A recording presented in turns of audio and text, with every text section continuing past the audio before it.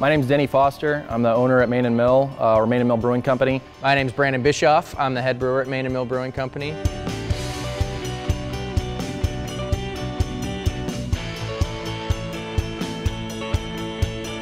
So what we're doing today is we're doing an example of a parti-gyle for home brewing. The parti-gyle process is essentially taking one mash and splitting it into two.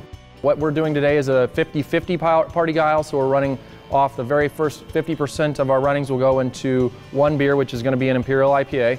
And the second runnings, which is essentially the sparge water after it's rinsed the grain, will create a second beer, which will be a German Pilsner. Instead of having to add acid to this, we would actually probably be adding pickling lime to bring our pH up to where we want, because of the darker grains bring pH down pretty dramatically. That's going to denature the enzymes that are still converting the starches in the mash to sugars.